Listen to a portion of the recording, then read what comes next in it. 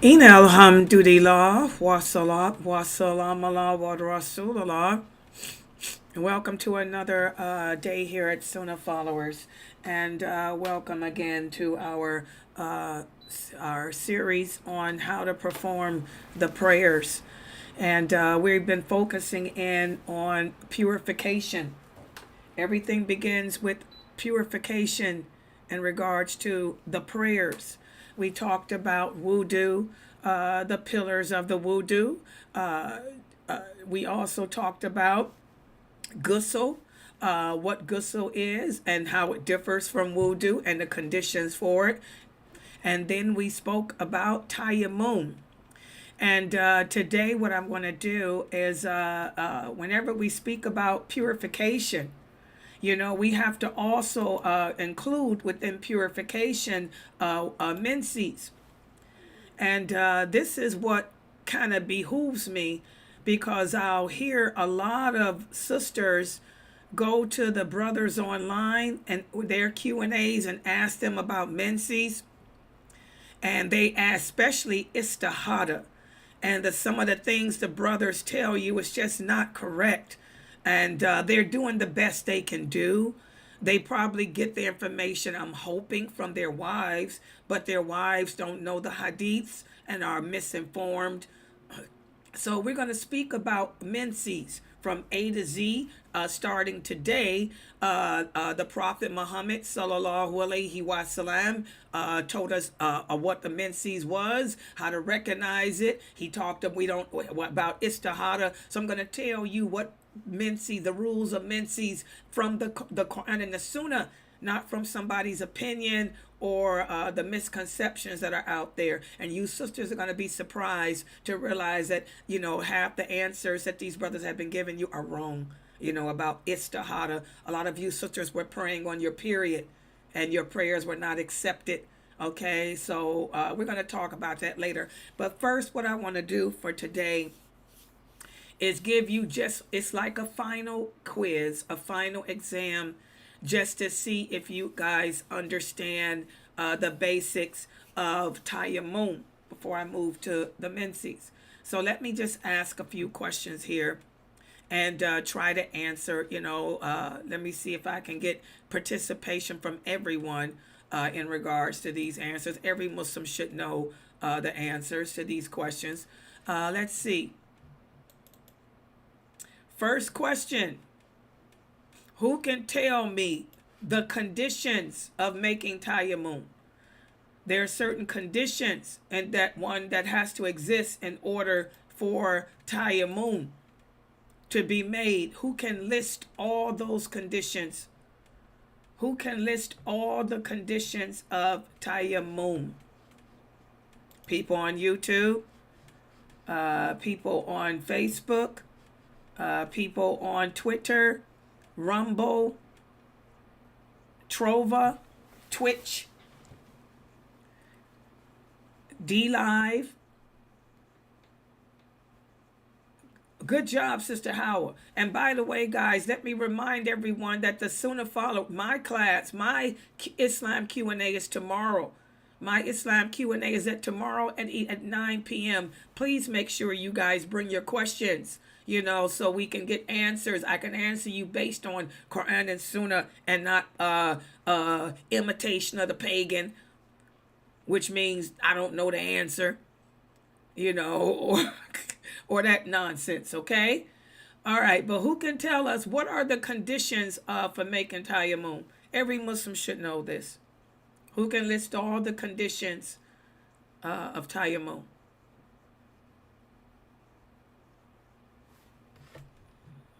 Anyone? Come on, guys. I want to do the Menses class today, too.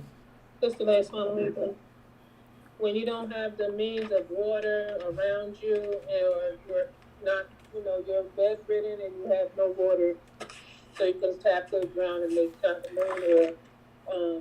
Okay, the conditions. All I want is the conditions. Oh. So what are the conditions? You said not having water and what else? When bedridden. I couldn't understand you because you kind of... Bedridden and unable to get water. Wait a minute. You're moving around, so it's kind of hard. Okay. And my ears are stopped up. bedridden. Bedridden. Okay.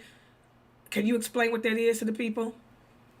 When someone is unable to get out of bed, by no means necessary, they're able to do anything, and they might be paralytic, like paralyzed. They can't move, Well, if that's but the they case, where are they going to get the dirt from? Okay. She said no water. Yeah, it's very hard. Her sound is bad because I don't know. She's garbled, and she's away from her mic. Yeah, I couldn't hear her hardly either, guys. Yeah, I don't know what that's about. Okay, wait a minute. Let me see if I can do something to fix the sound. I mean, I don't think I can, but they got to get up closer. Y'all need to turn your mics up. Okay. Let's see. What do we have here on Hawa and Metro? Metro said, what are the conditions for making a tayammum? She said there has to be no water available. Also, a fear of life. Like the water, a fear of life. Coldness, such as coldness of the weather or sickness. Good job, Metro. Oh, excuse me. Good job. Any other ones? She listed some good ones here. The conditions are, first of all, there must be, excuse me. I'm sorry. There must be no water available. No water available. Secondly, a fear of life, meaning that, say, for example, you have a sickness, and if you can't, if the water touches it, it can make it worse. Or if you leave the house to go out and search for water, there's an animal, a bear is waiting for you out there or something. Okay, good job. Those are the conditions. Those are the conditions. Those are the conditions of making tayammum. Good job, sisters on YouTube. Okay, what about this? Now, who can tell us how is tayammum performed? Brother Malik. Is Brother Malik in here? Can you tell us how to make how is tayammum performed? Take the mic and tell us, how do we make tayammum? Brother Malik.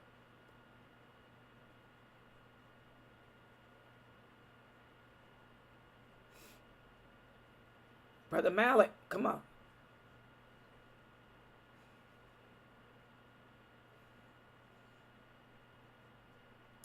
Is Brother Marard?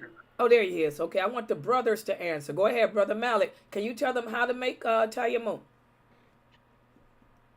Tayammum, you have to make tayammum, you have to put your hand on the ground. You have to tap the hands, two hands, palms on the ground, like this once, and then you rub your hands, and then you rub your face. Okay. What do you guys think about his answer? It has to be on the ground, outside. Okay. Any surface outside. What do you guys think? Grass, earth, cement, asphalt, yeah. Okay, Sister Howard said she has to add a couple of more things. She said, you make the intention within yourself. You say Bismillah. Then you take the earth, rub your hands and your face, and that's it. Whose answer was correct, guys? Hers or Brother Marard?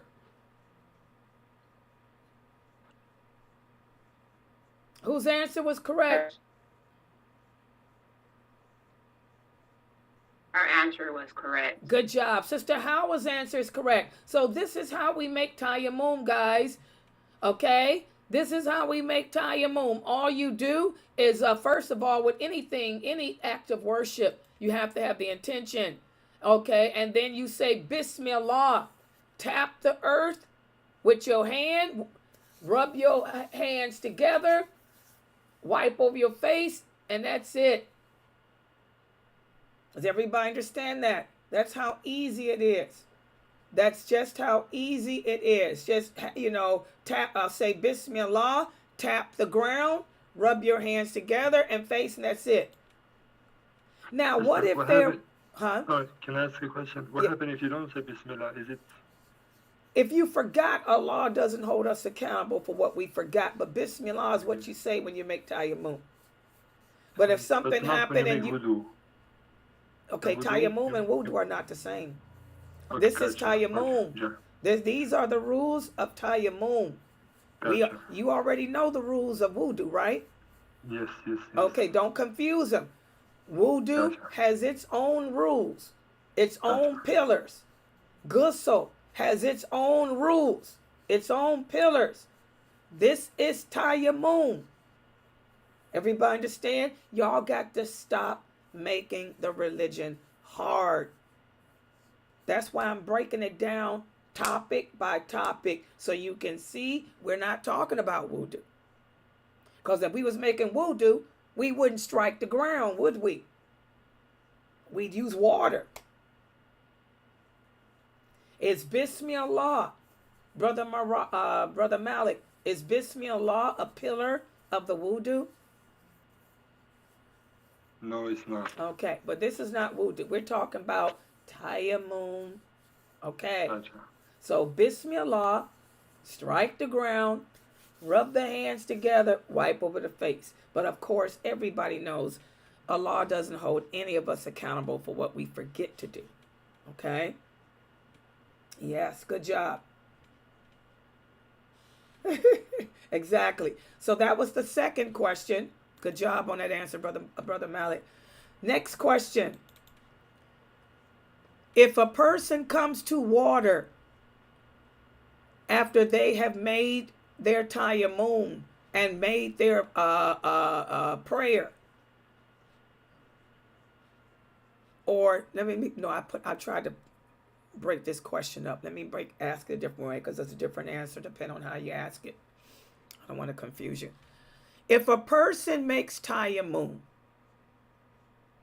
and has not yet prayed his prayer, but as he's walking to the mosque, he finds water, must he remake his wudu using the water? Who can answer that? Y'all understand the question? It's a question of fiqh. You're walking, you made tayammum, you're getting ready to go to pray, and you find some water. Do you have to redo? What do you guys think? No. I would say no, because you already stated your intentions when you did your tayammum, so you're ready to go, unless you have broken it by passing gas or having intercourse or something like that. Okay, everybody in the Zoom room got it wrong. The people who got it right, once again, is my best student, Hawa. Hawa, send me that picture. Hawa. Yes, can you? And I wish she was in the Zoom. Can anybody explain why you have to redo the wudu? Can anybody explain why? Because you came into some water. And what else? Go ahead, Brother Malik. Yes, like the sister said, you found water and you haven't prayed yet. Exactly, because you didn't pray yet, number one. You didn't pray yet. And number two, I found water. I want y'all to remember, you can only do tayammum in the event that there is no water. This is before the prayer, Anissa. You understand? But after I pray, that's something different. Yes. I didn't pray yet. I can't find no water right now. So I just made tayammum. But as I'm walking to the praying area, wow, there's a bottle of water. So I'm going to go on ahead and make a wudu now. Good job. As Sister Howard is typing, you didn't pray yet and you found the water. The tayammum is only when there is no water. Y'all got that? Okay, good answer, people on YouTube and Facebook and Twitter. Listen to the second question. What about this? My water has been cut off in the house. I have no water, no lights, no nothing. So I went outside, made tayammum, and then I prayed my prayer. After I finished praying, the lights come back on. The water is back running. Do I have to go and make a wudu now for the next prayer? For the next prayer. Yes, you would, because you're starting. No. You're starting. Yes, you would. No. Because you have water. That would be the same answer for first. You have water in it. I say no. Okay. Because you I'll have, say no you have to- wudu. You have wudu already. Okay. The correct answer is Mina and Brother Malik. Anissa, go back and listen to these recordings. Yeah, I didn't listen to that before. Yeah. Okay. The reason being is because she didn't break the wudu. Now, unless he breaks his wudu, Okay. then he'd have to go and make wudu again. Once you make tayammum, that's pure. You're pure. You're pure. The same conditions exist. I don't have to redo my purification unless I break it. I made my prayer. I still got my wudu. As the next prayer comes in, I can still pray because I'm still in a state of purity. Once you make tayammum, it puts you in a state of purity, just like using water does. So I don't have to renew it unless I do something to break it, such as pass gas, use the bathroom, or any of that. Does everybody understand? And this is what a lot of Muslims, they gave the same answer that Anissa would give. And some of these brothers that answer y'all's Q&As be giving y'all those wrong answers too. Unless you break your wudu, there is no need to redo it. Does everybody understand? Unless, let's look at the next question that I had for you guys. What about this? Can a woman purify herself after getting off her menses by doing tayammum if there's no water around? Okay, the lights went out. The water went out. I just got off my menses. I can't take a ghusl. I can't do nothing. What can I do? I got to pray. Can I do tayammum and go pray? What do you guys think?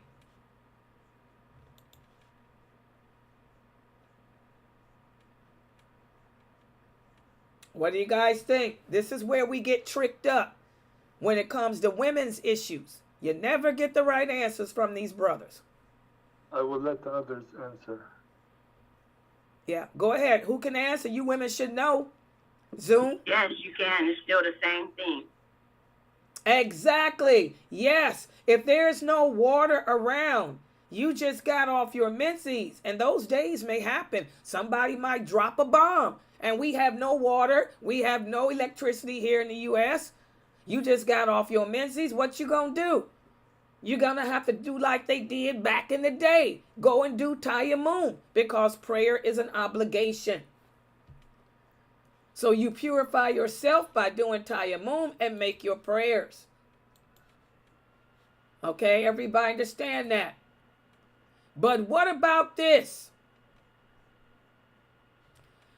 I got off my menses. The lights went out in Georgia. And they took the water with them.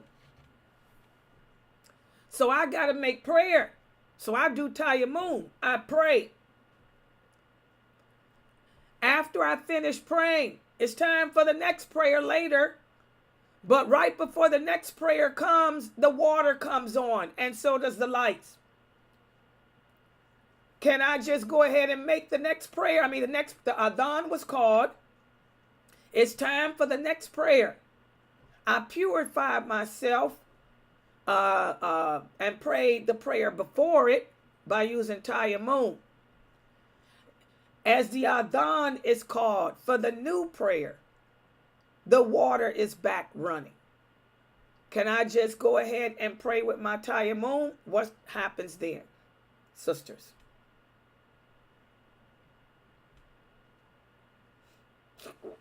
Yeah, excuse me, I'm still sick. Really sick. Come on, guys, get on that mic. You sisters don't know none of these questions because y'all get these wrong answers from these brothers doing a Q&A. She has to make a ghusl since there's water available. Exactly. This is different than just regular tayammum. Because you just ended your menses, even though you did not break your wudu, you still, since the water came on, you have to pray. For you sisters that got the answer wrong, I can tell whose Islam Q&A y'all be listening to. Because that brother tells y'all the wrong thing.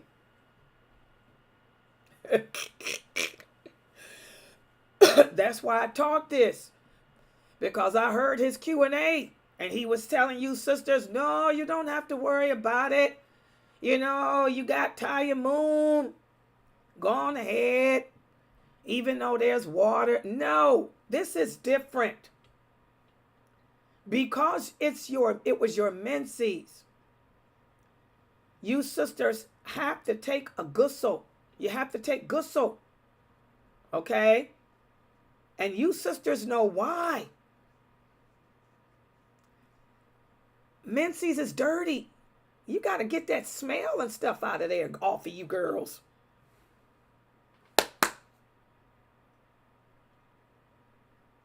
Okay?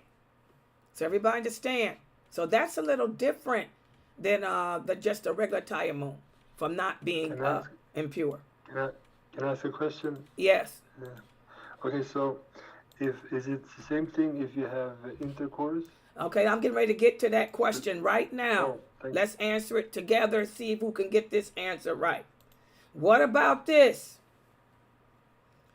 You just had relations with your spouse and the lights and water is out. You have to pray. There's no water. Can you do tayammum?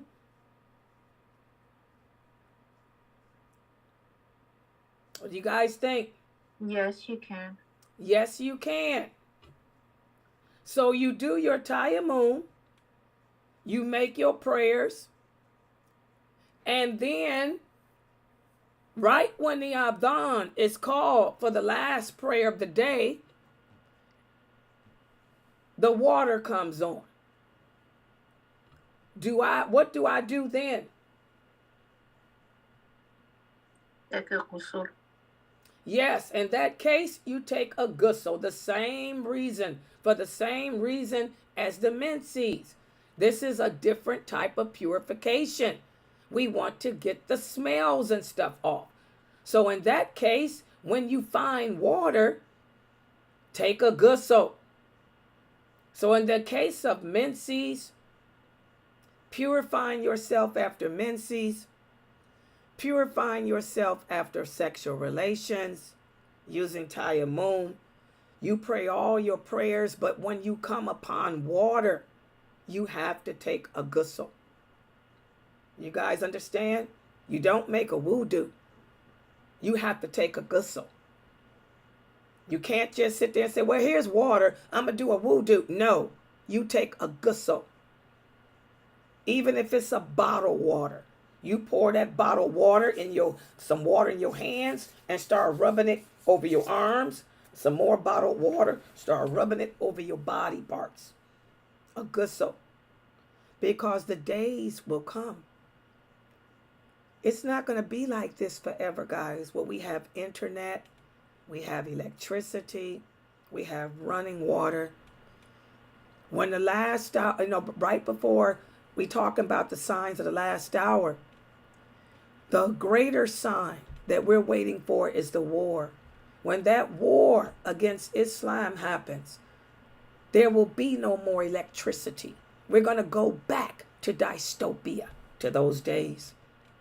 The prophet said that every part of the earth will experience trauma. So the time is going to come. That little bottled water that you got in the grocery store, you'll be taking a ghusl with it. You'll be having to use it to wash your body with, like they did back in the prophet's days. So not wudu. You have to take ghusl. And ghusl means immerse your entire body from head to toe in water. So you, after sexual relations and menses, you wash your entire body from head to toe with that bottled water. Not just a simple wudu. Everybody understand the difference? And those days are coming. You think they ain't? They're coming. Okay? All right. So, Laila, I have a question real quick. So, on the part where the Prophet ﷺ said that if you don't have, like, if you only using the water, if you only have a little bit of water, and the water is for cooking, or if you're using it for something else, then you do tayammum with that, right? That's different, so say too. For instance, Yes. Okay, so say, for instance, what you just said right now, and we only have a little bit of water. Do we continue to keep doing tayammum? That would be, if we had the dystopia done happened. We can't find water is a commodity. It's going to be a lot of tayammum. Because that little bottled water that you got, it's got to be used for drinking. First of all, life. Survival comes first. If that's all you got to drink, then you just keep on tayammuming it. It's going to be some funky times, guys. Funky times. Funky times. We're going back like it used to be in the times of the prophet in the 8th century. Commodity. So if you only got that little bottle of water and you got to live off of that, then in that case, you'll be tayammuming for, like the prophet said, for 100 years if you got to. We gonna be some funky people. Okay? So for survival, to save your life, you keep that bottle and just use it to drink with. And just keep tayammuming, like the prophet said, for 20 years if he got to. But right now, we're not at that stage in life, okay? And right now, we have running water and all of that. So, count your blessings, because the day will come, guys, when we won't have these things. When that war against Islam happens, and it will happen, it's going to happen eventually.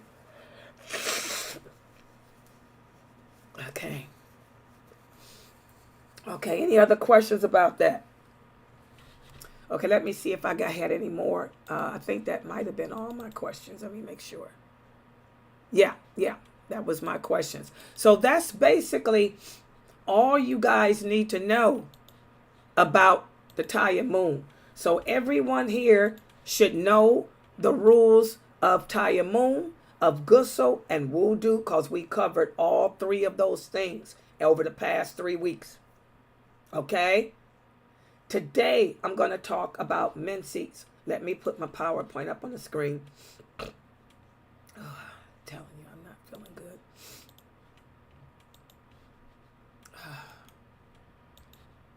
You know what? Let me get some Gatorade right quick, too. I'm really having a hard time here.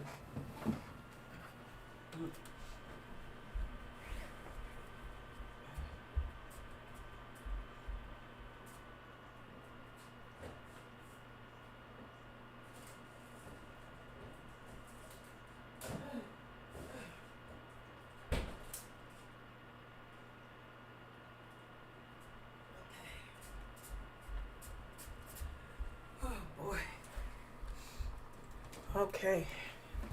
All right, inshallah, this might make me a little better. This is asthma now. This is my asthma. All right. That's why I can't get sick, man. When I get sick, it just triggers my asthma. My asthma doesn't act up unless I'm sick with a cold. Okay, so today we're going to speak about the rules of Menses, and I want you brothers to pay attention too, so you can teach your wives and your daughters, because most Muslim women do not know the rules of Menses, and these brothers with the Q&A shows do the best they can, but I have yet to hear any of them answer the way I'm getting ready to teach y'all today with these hadiths. Okay? And it's okay because they're men. Men don't know. The Prophet Muhammad knew because he was a prophet. Allah gave him the knowledge to share with us. So a lot of these brothers get their information from their wives, and their wives don't know. But so here we are. We're going to take it directly from the hadith. What is the menses? Now, our Prophet Muhammad explained what menses is in detail because Allah told him what to tell us. First of all, in Arabic, the word for menses is hay, which means running, something that's running. But in this case, it refers to the discharge of blood during a woman's, state of health. We women experience blood from giving birth, from breaking, the hymen, and also menses. But in this case, hay is not from giving birth or breaking a hymen. This is talking about the monthly bleeding that we do. This is the body's way of purifying itself for us women. And the Prophet ﷺ taught us, and I want you guys to pay attention, because this is what angers me when I listen to these Islam Q&A web shows. You guys hear these brothers tell you sisters that your period should only be 5 days. It should only be 7 days. They tell you that if you bleed over 7 days, it's istihada. That is not even what istihada means. That's not istihada. Because your period lasted 14 days, this is istihada. Nope. That's not what istihada is either. Our prophet, Allah sent the angel Jibreel to him to teach him about what a woman's menses is. Okay? And the prophet taught this to the companions, male and female. And the first thing that he taught was a woman's period is not determined by the number of days that she bleeds. I repeat, this hadith is authentic. It's in Sahih Bukhari and Sahih Muslim. He says a woman's menses is not determined by the number of days she bleeds. A woman may bleed 2 days. Another woman may bleed 7. Another woman may bleed 14. My cycle, and I'm going to get real with you sisters, I have never bled less than 14 days. My period used to last 14 days. Okay? Every woman is different. My granddaughter's period only lasts 3 days. My daughter's period was only for 7. My mother used to bleed for 10 days. Every woman is different. Okay? So the Prophet Muhammad explained that to the women.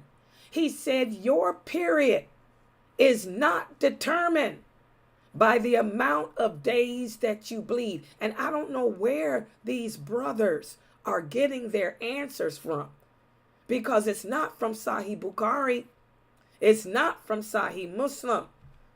And I think it's because the hadiths are narrated by women. I tell you guys, there's this campaign right now to destroy the Bukhari hadiths.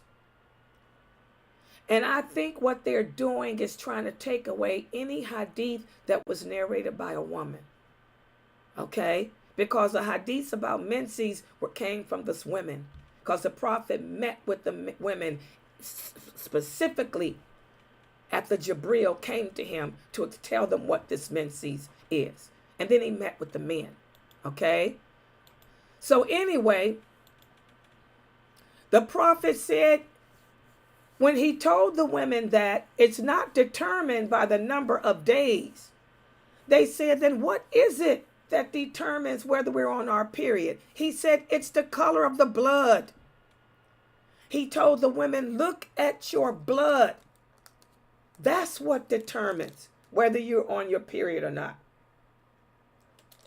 The color, not the days. The color, not the age. By the way, the prophet also taught us that a woman's period, women reach puberty normally the age of 9. He did teach us if a girl has a period before the age of 9, it's not considered a period. 9 is the earliest that a girl can start her menses. I started my menses when I was 9. That's from my father's side. I'm an Arab. I'm a strong-blooded Arab, guys. But my sister didn't start her menses until she was 15. My daughter didn't start her menses until she was 12. My granddaughter, the 16-year-old, I don't even think she started the menses yet, but I told her, you 16, you got, hey, you grown, okay? So it's different ages. So again, but the minimum is 9. If a girl bleeds before the age of 9, we don't consider that a menses. But if she's 9 or older, and how long can a woman have a menses? That's determined by Allah too. There are some women who are in their 60s who still have a period. My co-worker, same age I was. She was in her 60s. She was still bleeding. You know, so that's determined. A woman can have a menses up until whatever age Allah has decreed for her. Y'all get that? So I don't know where these brothers are getting their information from. Where's my dalil? I'm getting ready to pop y'all in the face with these authentic hadiths from Bukhari and Muslim that these brothers just don't know, I guess. All right, here we go. So it's the color of the blood. So what are the colors that the prophet said determines that a woman is on her menses? Well, if the blood is dark in color, dark meaning black. If what's coming out of you is red, if the color coming out of you is brown, if it's yellow, if it's a muddy color, this is between a black and white like dirt, all of that, it means you're on your period. Where's my dalil?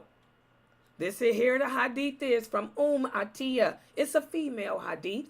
Maybe that's why the brothers don't acknowledge it. Because I heard they're tearing up Bukhari. They're saying that 20 hadiths. I heard a brother do an Islam Q&A show 3 weeks ago.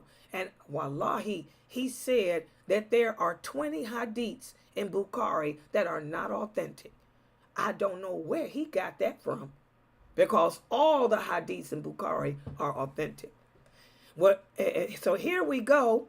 The women used to send boxes of tissue to Aisha to look at, for her to answer if they were on their menses. And she had to tell them over and over and over again that if it's black, if it's brown, if it's red, if it's pink, if it's yellow, if it's muddy, any of those colors makes it a period. Wait until you stick a piece of tissue up there and it comes back clear with nothing on it. That's when your menses is over. Okay?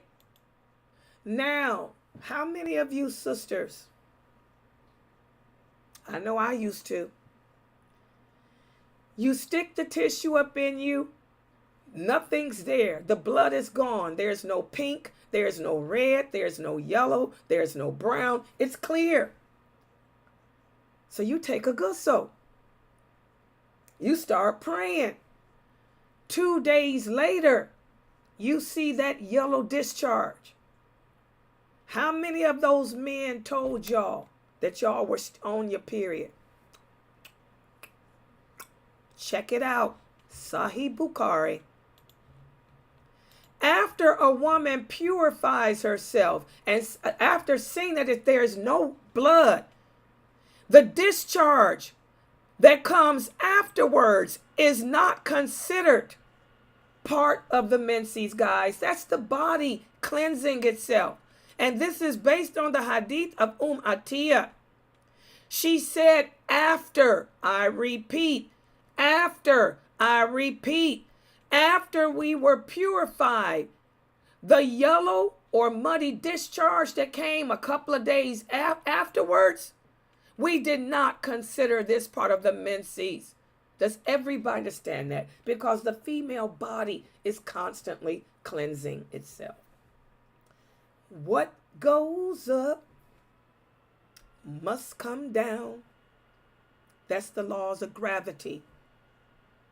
Do you sisters understand? So I don't know why these brothers keep telling y'all that y'all on your period.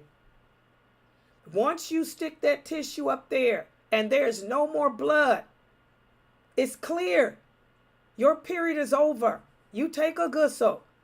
What you see 2 or 3 days later is from your body cleansing itself. That yellow discharge afterwards, or sometimes it's just light colored. It's not blood, but it's just like what we talked about, discharge. That's not the period.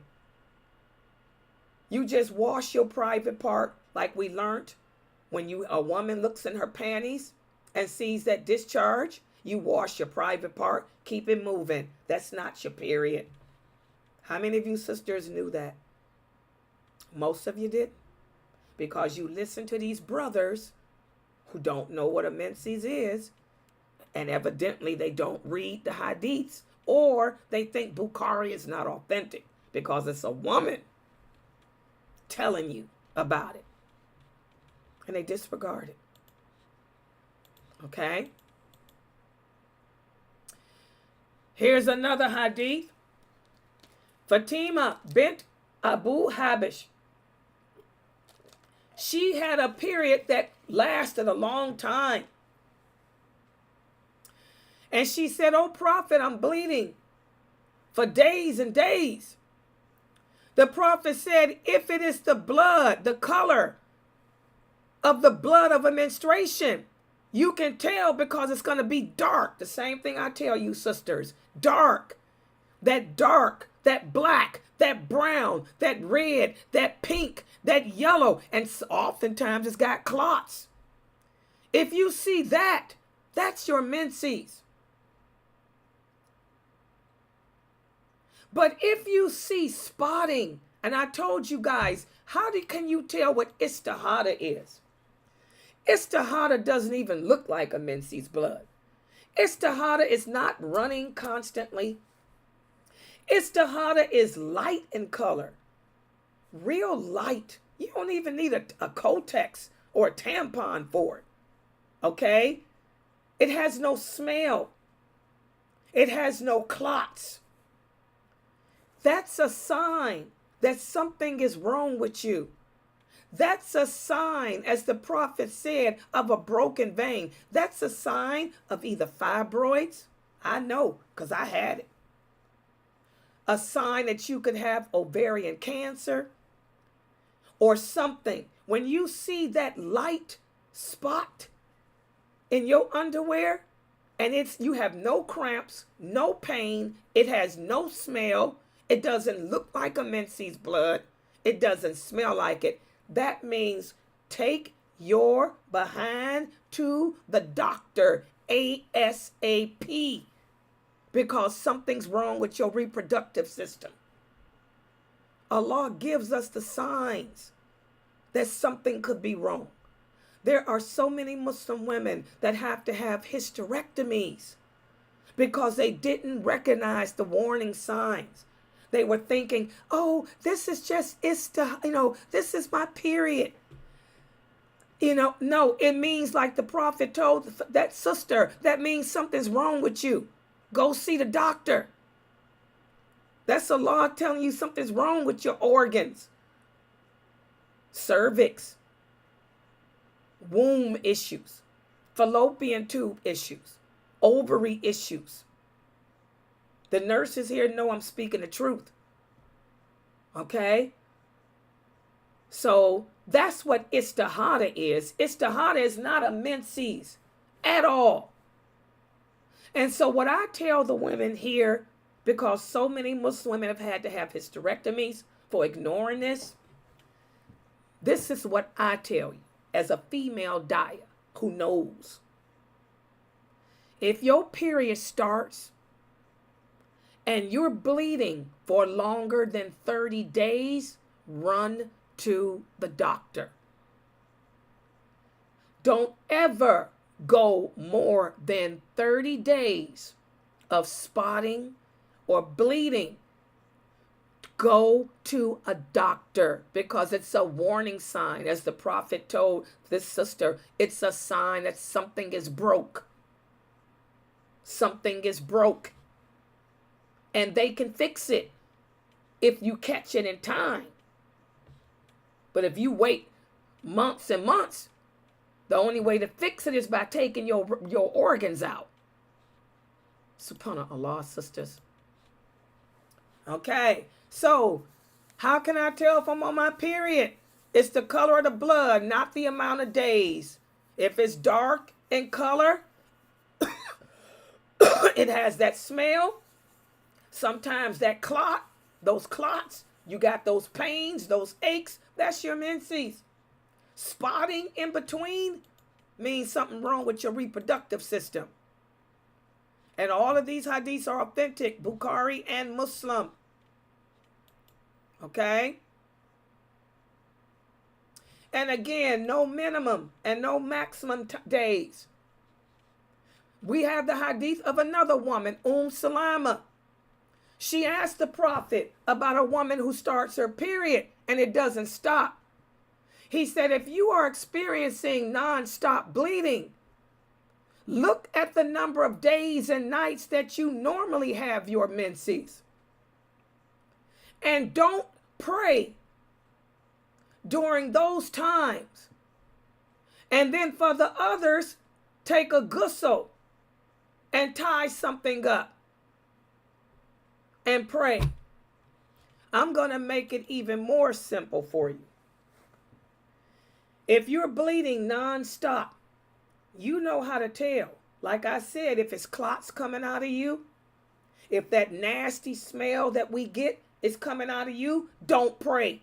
Period. Allah loves cleanliness. If you don't feel comfortable standing before your Lord because you got clots falling out, and it smells that horrific, horrendous smell. Oh, God, I used to hate it. Woo! Ugh. That's a period. Don't pray. Period. When I went through my fibroid problem, I was like that. I bled for 2 months straight. It was the nastiest, filthiest thing ever. I didn't pray. I didn't pray at all during those 2 months because I knew that it was disgustingly menses. Okay? And I had a hysterectomy afterwards. Okay? Best thing that ever happened. Best thing that ever happened was a hysterectomy. They took me out of that pain, out of that bleeding. That's why I'm anemic. Why do y'all think I'm so pale? My anemia developed after that. I used to bleed so bad, it wouldn't stop. And it was disgusting. I knew I can't pray with this. This is menses. So it's not determined by the days. That was 60 days. This is menses. I ain't touching the prayer rug. Oh, no. standing before my Lord like this. Oh no. We gonna take care of this. Told the doctor, take it out. Okay. All right. So it's not determined by the length of time. Again, you sisters should be able to tell if you on your period. Again, istihada is no pain. Istihada is no clots. Istihada is spotting. It's just light spotting. And you sisters already know about having a baby. You know, after a woman has a baby, you already know that you don't pray until the bleeding stops. And the maximum amount of time that Allah has given us is 40 days to bleed for that. So that's all I want you to know about the menses for today. Istihada is an Arabic word that means I started my period and it hasn't stopped. Okay? If you look down there and see that blood, that's nasty. I don't care if it's 20 days. You ain't praying. Because Allah is not going to accept those prayers anyway. Okay? All right? Istihada is spots. Light. I don't even need a Kotex. Light. No smell. Light. Oh, wow. Did I cut myself? You would think that I cut myself? No. But you better run to the doctor and make sure that you ain't cut up there. All right? Okay, I'm going to stop right here. Subhanakallahumma wa bihamdika. Ashhadu an la ilaha illa anta astaghfiruka wa atubu ilaik. I know I had to get graphic, but we got to get graphic. The Prophet got graphic. There's no shyness in the deen. He wasn't shy sitting there talking to these women. He had to break all this down to them. And they had a lot of questions. Okay? All right, any questions or any comments? Well, we have a few minutes before Shaykh Adly comes. Questions or comments? Yeah, so after your period, when you see it's clear and you take a ghusl, you see yellow 2 days later, that's considered discharge. That's not your menses. That is not your menses. You treat that like discharge. You wash your private part, make a wudu, and go pray. I don't know where these brothers get this stuff from. It ain't from the Hadiths. See why I'm doing Islam Q&A now? For you sisters. Yeah. Oh, also, guys, the Islam Q&A show is tomorrow. My show is tomorrow. Let me put it up here. I got a thing for it. The brothers here want to know what time. You want your wife to come? MashaAllah. Have your wives join with their questions. My Islam Q&A is for brothers too, but I cater to the women. The women are the reason why I put that show together. Okay, but this is it. It's every Friday. Every Friday at 9 p.m. And that's the call-in number. They can join and ask their questions live here. Or if they too shy, write that number down. 862-370-2838. And I'll answer any questions they have. And if I can't answer, I'll call someone that can. I'll call Sheikh Morsi or I'll call Shaykh Adly. Okay? You see that? Yeah, y'all got it? Got the number written down? Good job. Yeah, that's tomorrow. Yeah. Tonight, don't forget, 9 o'clock, the Islamic Creed class. And then at 11, Ya Allah, pardon me. The second session of the book, Ya Allah, pardon me. That's tonight at 11. So we got a class at 9 and one at 11. Those are my two. Shaykh Adly should be joining in a few minutes with his. Sister Laila. Yes. Good class, mashallah. Barakallahu feek. Really nice. As always, mashallah. Alhamdulillah. Yeah, I had to get graphic, but it has to be done. These sisters don't know. Good. Yeah, of course. Simplify it for us. I don't know why these brothers don't use the hadiths. Why they use fatwas. I don't know. I think not only that, I think they use madhabs, you know, they follow all Yeah, it's bad. And they, All like I schools said, of they're thought. attacking Bukhari too. They're trying to. Really? I've heard this famous Crazy. brother 3 weeks ago say that he sat on his Q&A show and had the nerve to say 20 hadiths in Bukhari are not authentic. Oh, I was like, astaghfirullah. They're just this. These are the signs of the last hour. The prophet said they would do this. The sunnah would become abandoned and replaced with fatwa. So now you're yeah. going to It's spreading discredit the doubts. sunnah and say you're going to replace it with your fatwas. Yeah. And spreading doubts. Spreading doubts for the people. This And brother they was will is pretty famous. He's a pretty famous brother. Really? I couldn't believe he said that. Yeah. Really crazy. Well, I'm just thinking, about the old times when it said it's coming, the old days, the calamity hitting everyone. Right. I was just thinking, how can calamity hit everyone? There's a way. Medicine. When the medicine go off, diabetes and all those diseases people have, it's going to be a havoc. People are going to go crazy. Lots of people will die. Yeah, that's one of the signs of the last hour. That's one of the signs. Allah will send illnesses, deformity, sicknesses, calamities of all kinds. We just went through an example with COVID. Yep, COVID is an example. It is. And the first thing people rushed to was water and toilet paper. Those are the two things that They sold sure out. do. Can't find no toilet paper nowhere. Bottled water and toilet bottled paper. water. Yeah. I'm drinking. You see, I'm drinking my Gatorade. Good. This is. Alhamdulillah. I like it. Just fell. Huh? Oh. Oh, he's here. Okay, good. This Gatorade is good. I like it. Let me see. There's Shaykh Adly. Okay, let me give him the host rights.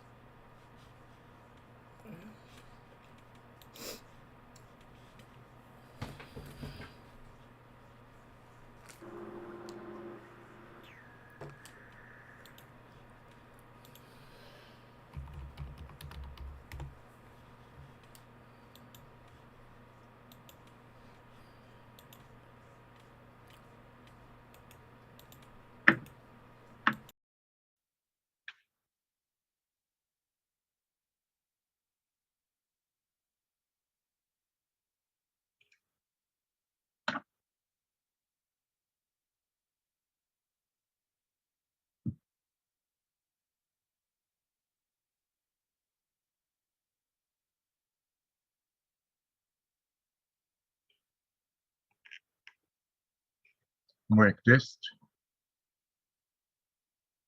Assalamu alaikum, we hear you. Thank you.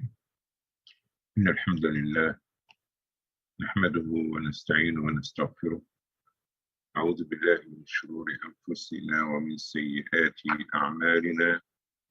من يهده الله فلا مضل له ومن يضلل فلا هادي له.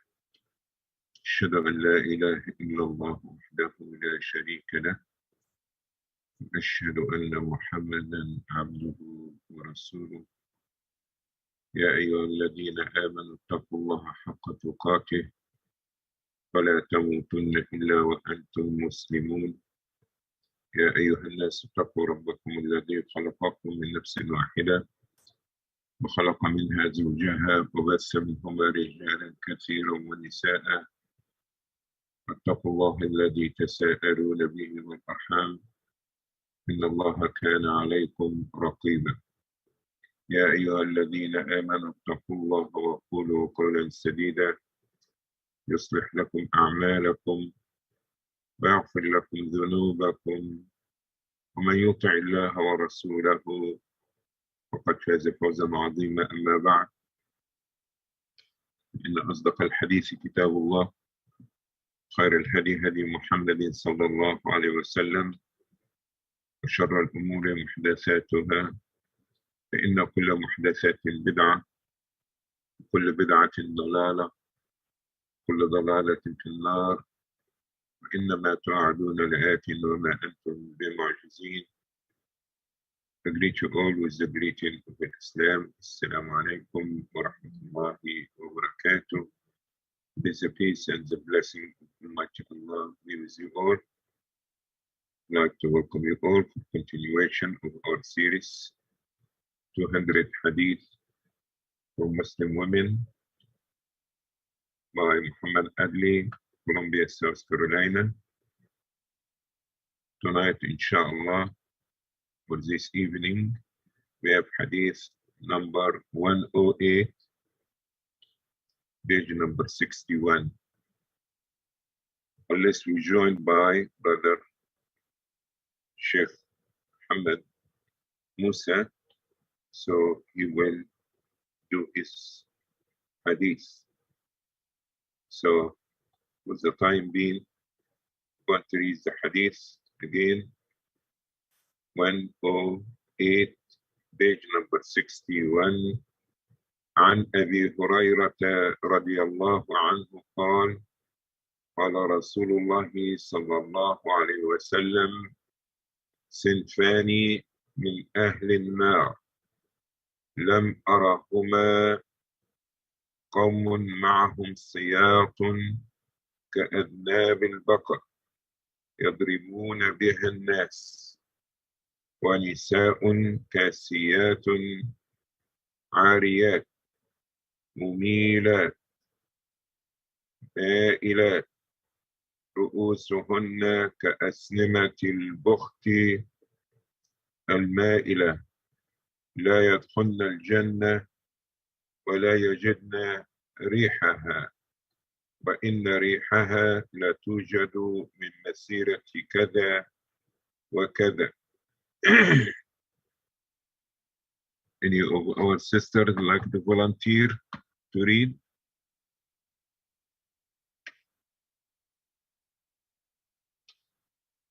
Abu Huraira reported Allah's Messenger, sallallahu alaihi wasallam, as saying, two are the types amongst the denizens of hell, the one possessing whips like the tail of an ox, and they flog people with their help. The second one, the women who would be naked in spite of their being dressed, who are seduced to wrong paths and seduce others with their hair high like humps.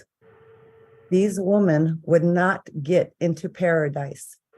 They would not perceive the odor of paradise, although its fragrance can be perceived from such and such distance, from great distance. Sahih Muslim. Thank you, Jazakallah khairan. This one of the hadith which related to women that we put it in this collection, where is hadith reported. Narrator is Abu Huraira, may Allah be pleased with him. He's saying that the Prophet Muhammad sallallahu alaihi wasallam had said, two types of people, dwellers of hellfire.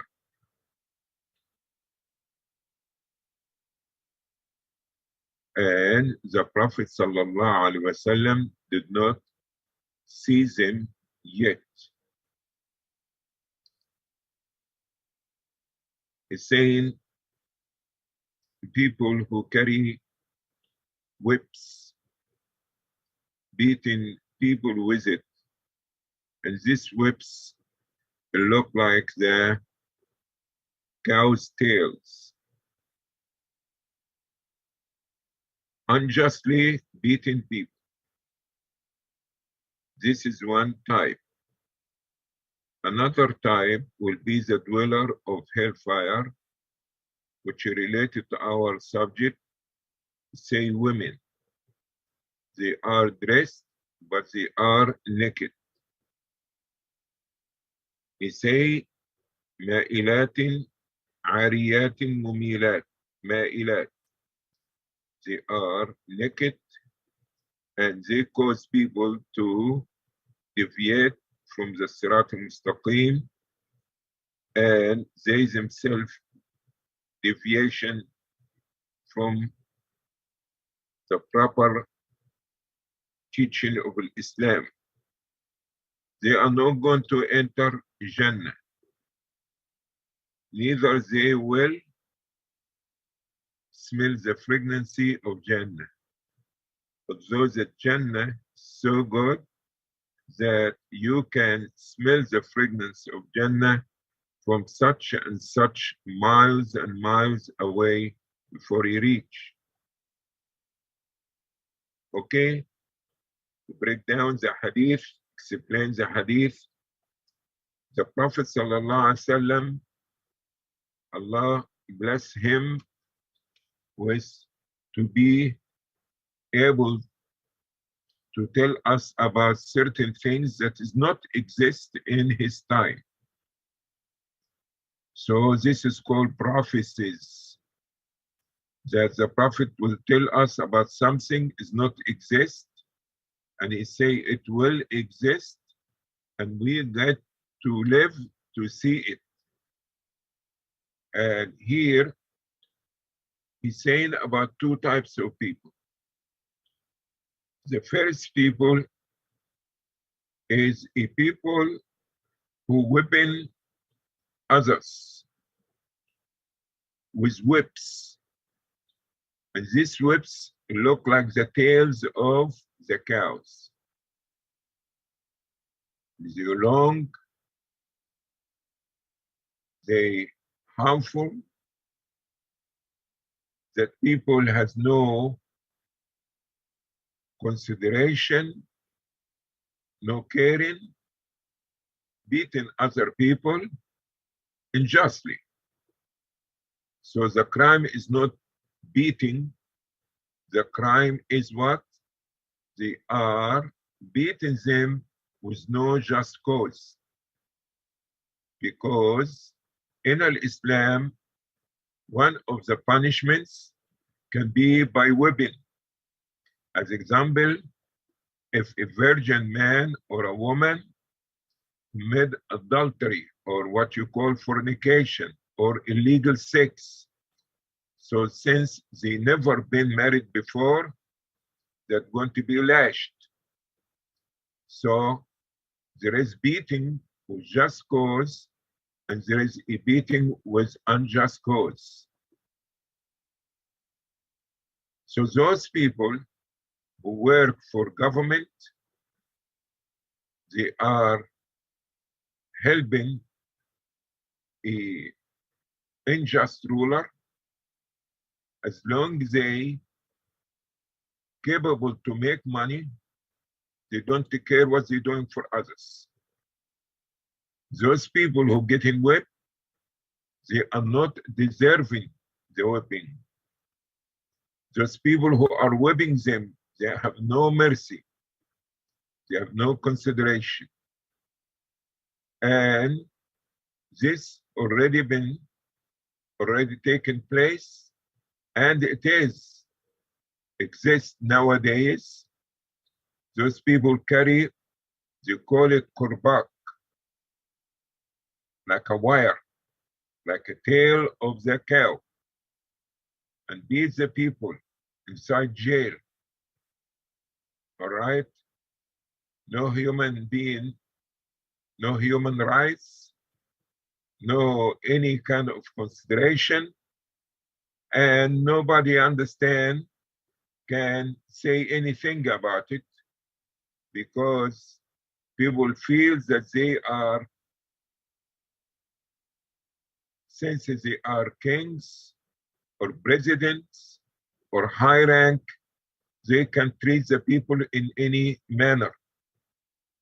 Islam came to free us from this kind of slavery. So this a type of people who not in the time of the Prophet ﷺ, and we get to see it nowadays in modern times, in jails, and even some places in the street, public, with no problem, because they're supposed to be soldiers or working for the government or whatever it is. This is not what is supposed to be. But those people who's doing this, the Prophet told us they're going to be among the dwellers of hellfire. They're going to be punished. Okay? It's not because somebody is not been jailed today or in this life, in this earth. No, there is something called al-akhirah, the hereafter, Yawm al-Qiyamah. And in Yawm al-Qiyamah will be qisas. So if you did something to somebody unjustly with no right cause, in that day, you're going to be getting the same thing with a worse penalty. Those people who whipped the people in this dunya, they're going to be whipped in the day of judgment. The second type of people that they want to be Jahannam, and they're going to be prevented from enter paradise, are women. What kind of women? Not because they are women, but because they became a cause of temptation for others, seducing them by the way how they dress, the way how they go outside in the public. The Prophet ﷺ describes them, and in actuality, we see it exactly as the Prophet ﷺ had told us in the Hadith. He said they are kasiyat, but they are ariyat. They wearing clothes, but the clothes is not serving the purpose, because the clothes is supposed to cover you, to cover your nakedness, to cover your aura. So they are not wearing it for this purpose. They're wearing it to seduce the person more. Okay? Nowadays, people getting degree in fashions, in doing clothes, in making, they call it modernism.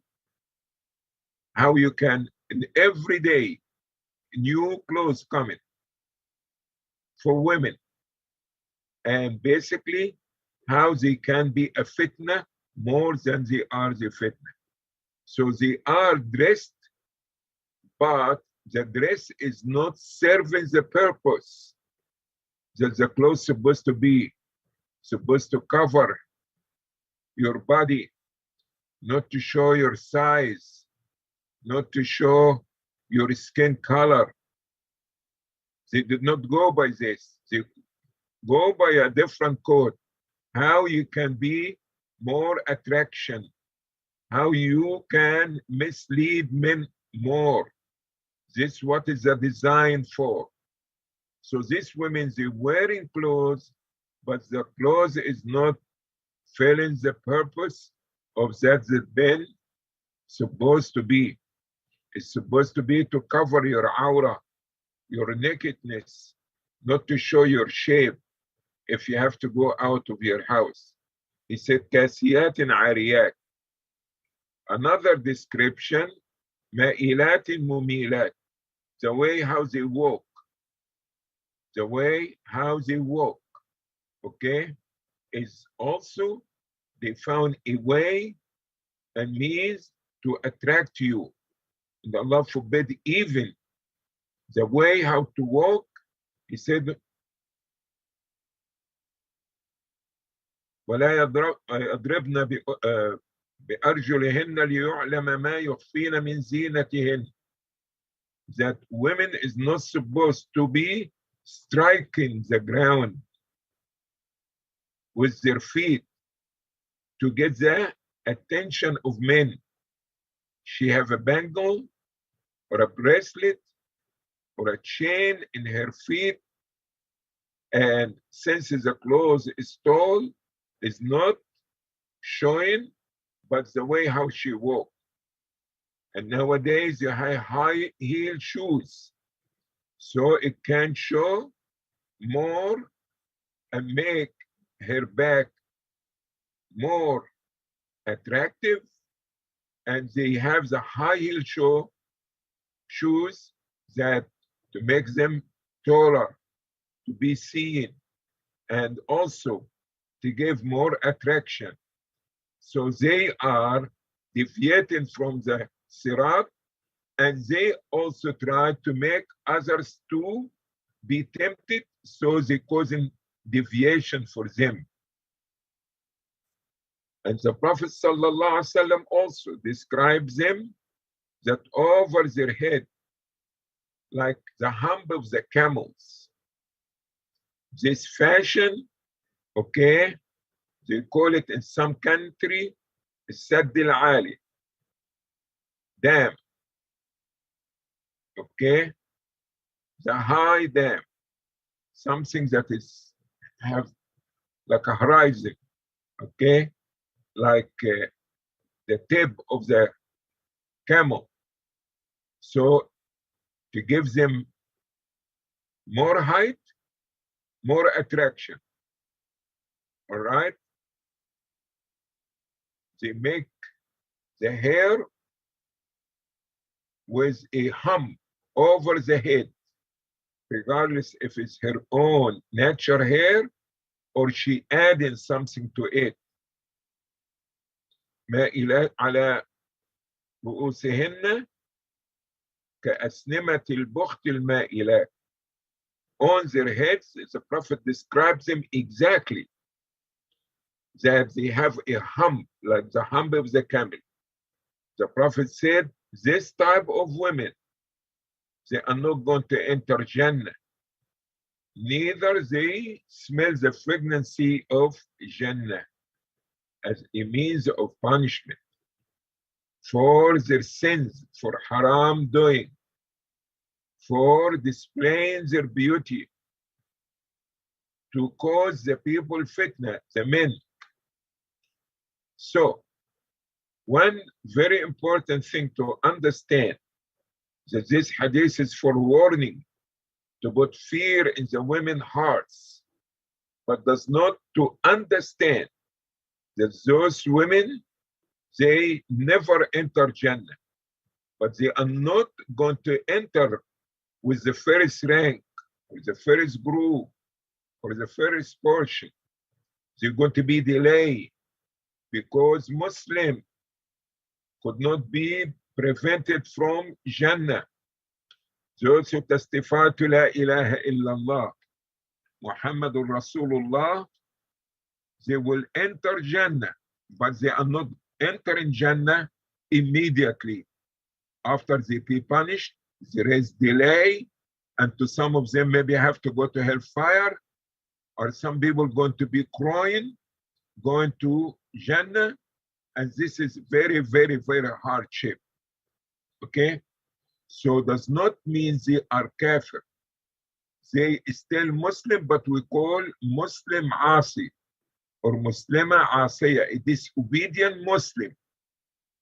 So you did not turn from Muslim to a kafir unless you belied Allah or you make partnership with Allah. Okay? But a Muslim who believes in Allah, practicing a little bit of the Islam, still believing in Allah, finality of the Prophet Muhammad sallallahu alaihi wasallam, he or she is still Muslim, but we call it Muslim sinner. And they're going to be delayed from entering Jannah. And even if they go to hellfire, after Allah cleanses them, they're going to be brought out and go to Jannah. So, doing haram, as long as the person did not say that is halal, all right? They're doing the haram and they know that they are sinner. Those people, we're calling them sinners. We did not call them kafir, and they will enter Jannah, but they did not go to Jannah with the first people. Like, as example, some people, they have first class in the flight. Some people have business class. And some people, but everybody is what? Going to reach to the same final destination. But the person who's sitting in first class is different. They serving them better. They have a bigger chair, okay? All these things. So we have to understand the only person is forbidden to enter Jannah forever is the kuffar if they heard about Allah and about the Prophet Muhammad sallallahu alaihi wasallam, and they did not accept this information. Those are forbid for them to be in Jannah. Okay, what else we can say? Also the greatness of Jannah.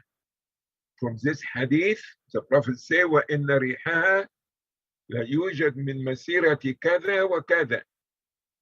وَإِنَّ رِيحَهَا يعني ريحة الجنة لتوجد من مسيرة كذا وكذا. That Jannah is so good, so beautiful, and the fragrancy of Jannah is so beautiful and so strong to such a degree that before you reach to Jannah, hundreds and hundreds of miles and years, you can smell the fragrancy of Jannah. So Muslims who are disobedient, they still will go to Jannah, but you're taking a chance, because a small touch from hellfire can melt your skin and your bones. This is only the heat before even you go to hellfire. So, my dear respected brothers and sisters in Islam, let's take this matter serious. For the brothers, we tell them, كلكم راع وكلكم مسؤول عن رعيته. Each one of you is a shepherd, and each one is responsible about his government. So, brothers, you need to remind your sisters, and you need to admonish your wives about the way how they dress, and let them know that this is haram, and you're concerned about hair. Your proper Islamic clothes is not supposed to show your size. It's not supposed to be a temptation. It's not supposed to see through. It's not supposed to be imitating the kuffar. It's not supposed to be imitation of man dress. Like women, Muslim women, even they praying in pants. This is calamity. This is serious. You could not pray. You could not pray wearing a pants, because the pants is showing the shape of your body. It's showing the size of your private parts, the size of your buttocks, the size of your bosom, everything.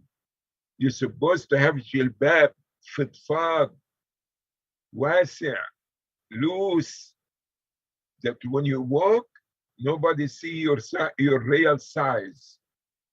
And from head to toe, with exception to some scholars, the face and the hands. Woman doesn't wear turban. Women doesn't wear pants. Women does not wear short. Women, they do not wear suits. All these things, all this rubbish is from the kuffar, and we have nothing to imitate the kuffar. We imitate Aisha radiallahu anha. We imitate the mothers of the believers. We did not take our model and our fashions from Europe or America or any place. We have a dress code when we leave our houses as a female. So let's take this in consideration. And let's be also be careful of working in institutions or governments that does not rule by the law of Allah. And we carry in their order regardless if it's halal or haram. As example, you could not be in a system or a government that if tells you put this man in jail, you put him in jail, put him on a fire, you put him in a fire, suffocate him, suffocate him. He said, وَأُنَاسٌ مَعَهُمْ سِيَادٌ كَأَذْنَابِ الْبَقَرِ. Men who have whips like the tails of the camels, the tails of the cows, whipping people with it. If you whipping somebody because your authority told you to do, and the person commits such a thing, deserves this, it's fine. But if the person doesn't deserve it and is not the prescribed punishment, you could not be in a system that inflicting a people the wrong punishment, because you're going to be with the wrong door in this dunya, you will be with them in the hereafter. And don't tell me I have to feed my family. No, there is a lot of things that you can work out of this and you can feed your family. Even ants, Allah make a way for them to feed their family and to carry food to their holes. So do not support any regime that inflict punishment is not prescribed by Allah. But now in modern days, we have more than whipping. We have bombs that we throw it with thousands from the skies on men and women and children because you got an order to bomb it. You could not do this. You could not, you with the wrong army. When Allah subhanahu wa ta'ala said, أَلَمْ تَرَ كَيْفَ فَعَلَ رَبُّكَ بِأَصْحَابِ الْفِيلِ. Do you see how your Lord dealt with the people of the elephant? Allah sent birds with the small pebbles. ترميهم بحجارة من سجيل. Okay? So, if you manufacturing these things, or is that you throwing bombs on people with no just cause, you are part of those people who's going to be punished in hellfire in the day of judgment. And when Allah sent it, He sent it on with birds and killed the rider of the elephant and the elephant. Because when you with the wrong door, you're going to be punished. You could not inflict punishment on the people that is not prescribed by Allah. Dear respected sister in Islam, the whistling of people and the clapping of people It's not going to help you in the day of judgment. When you walk naked, covering nothing of your body except 3 inches, and this according to the law and the code is okay, and you be on the theater and everybody clapping for you, showing your whole body except 3 inches. Remember the day of judgment. Say, we are not kuffar, we don't go in the theater, we do not go naked. We wearing, but your wearing is not covering, it's covering the skin color, but it's not covering your shape. So your aura is exposed, not by color, but by size. And you could not even pray in this clothes. With this, I come to end to this segment and leave the rest of the time for your concern. Inshallah, if you have anything that you would like to comment on what I said.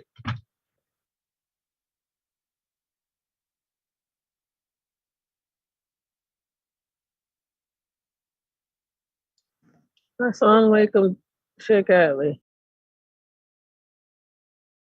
Did I hear you say that women, like, you know, with our hair, like if we have long hair and it's not braided and we have it up in a ponytail, we can't have it at the, like in the middle, not like right straight in the middle, but like in the back part, and our hijab is covered over it? Can we do that, or is that not acceptable? Yes, you can, but do not roll it in a fashion will be above your hair to give you more height. You understand? Yes. You can braid your hair, you can, what you call, make part it in the middle. You can make one braid this way, one braid this way, one braid in the back, okay? So it's not showing, you understand? Because the high heel shoes exactly is serving the same purpose, like a high heel shoes. And by the way, sisters, I don't know if you know this or not, high heel shoes is not medically correct for your back. It's harming your back. You have to understand this.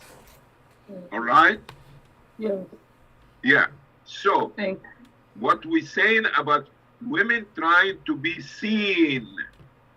You understand? So they put the hair all in a pile up so it can show that she is taller than she is. Oh, okay, I got you. To catch people's attention. Yeah. I have it. Thank you so much. Thank you. Alhamdulillah.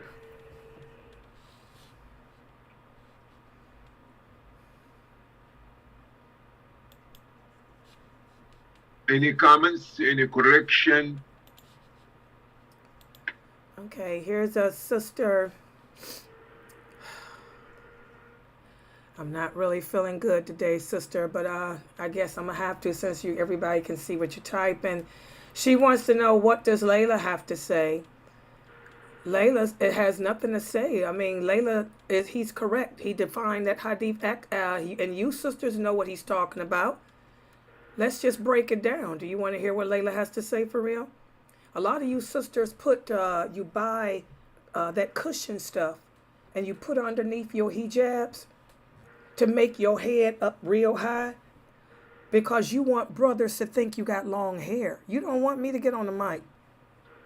That's what he's talking about. He's not saying you can't wear a ponytail. He's not saying you can't wrap your hair. He's saying that we women cannot prostitute ourselves. He's saying it in a nice way. Like a lot of you sisters do, you will buy that stuff off of Amazon and twist it around to make your hair sit up like this so that the man can think that your hair is long, number one, when you bald-headed. And number two, you put it up high, like he says, to stand out over others because you're short. You're only 5'2". but you want to appear to be 6 feet like the models. And he's not saying that high heels are haram. You can wear heels. I wear heels. Most shoes have a heel. But you sisters wear platforms that you walk around on stilts, again, to stand out, to be seen, thinking you're going to find a righteous husband. You're prostituting yourselves. This is a form of prostitution. The Arab women used to do that back in the Prophet's days, put on these high shoes with their bangles around their ankles. They would go to the marketplace, stomp their feet to make the bangles shake to get the men's attention. Okay? This is what he's talking about in a nice way.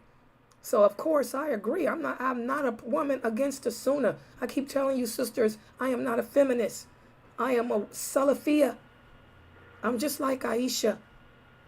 When Islam spread it throughout the Roman Empire, and the Roman women in Syria converted to Islam, the women from Syria came in delegations to learn, because Muawiyah sent them to learn the religion from Aisha.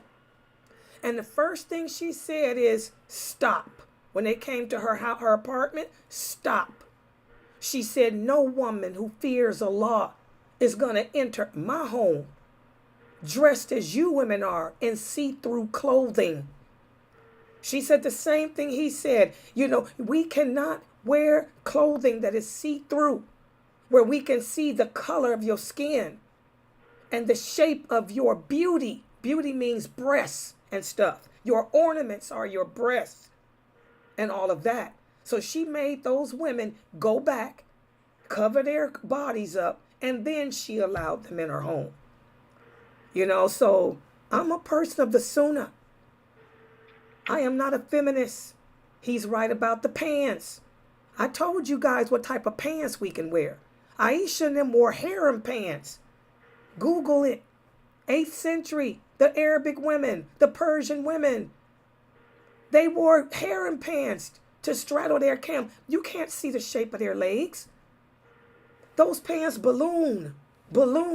You can't see their skin. You can't see what type of shape the leg is. And yes, Aisha did wear harem pants under her abaya. Most Arab women did. But they weren't wearing spandex like you sisters are, where your legs are shown, your curves are shown. You women look atrocious. It's one of the signs of the last hour. You women are nothing more than prostitutes. And that's what he's saying in a nice way. So when he's explaining the hadith to you guys, don't try to question him by asking, what does Laila have to say? Because if you know Laila's going to stick with those hadiths. My role model is Aisha. It's not Cardi B or Nicki Minaj. All right? Hope that answers your question, sisters.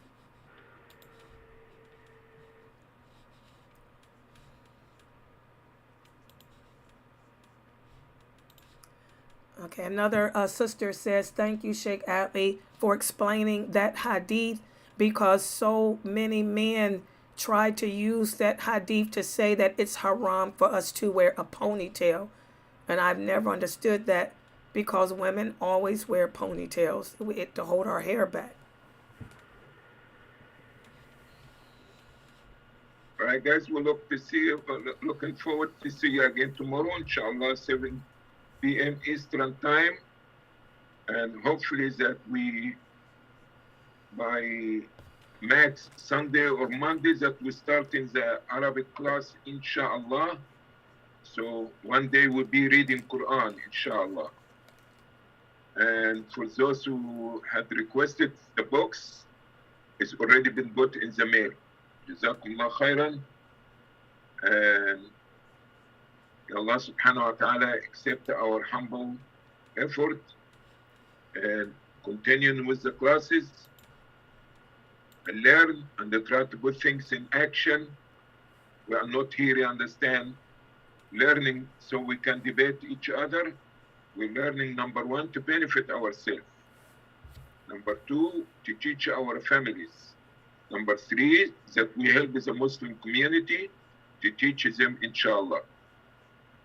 سبحانك اللهم وبحمدك نشهد أن لا إله إلا أنت نستغفرك ونتوب إليك, and Allah knows best. Okay, I'll log back in at 9, guys, for the Islamic Creed class. Make sure you go to the website of Shaykh Adly's and order the book if you haven't. And the Ya Allah, Pardon Me class will be at 11. All right? Okay. 1 second, please, everybody, because I saw something here, and somebody, Allah knows best their intention, but say, إِنَّمَا الْأَعْمَالُ بِالنِّيَّاتِ. You could not do something, he or she, I don't know, did not say this, but I'm saying, you could not do something forbidden in Islam and say my intention is good. Okay? So that means a woman wearing a pants, walking in the street, showing whatever you understand herself, and after this, it says, this is not my intention, you understand? Because I only like pants, but I'm not wearing it to show. I'm not worried about what you think. Allah forbids something for you or the Prophet, you better listen. Doesn't matter what's your intention, because what is wrong is wrong. Don't to go steal and they say it's not my intention, you understand, to harm the people in the house. No, but still the action is wrong. So intention is not going to correct your wrong deed to make it acceptable. The Prophet ﷺ cursed women who dress like men and men who dress like women. You are not supposed to be imitating the opposite sex. You are not supposed to be imitating the kuffar. You are not supposed to imitate the animals. So Islam wants to make you a Muslim. Do not be a Muslim of your mind. That means you submit to your logic. No, submit to Allah and His Messenger. So I don't know what the person meant by this, but this is my explanation, because some people, they get lost by saying, as long my heart is good and my intention is good, it's okay, it doesn't matter. Okay? See you tomorrow, inshallah. Subhanakallah wa bihamdik, nashhadu an la ilaha illa anta.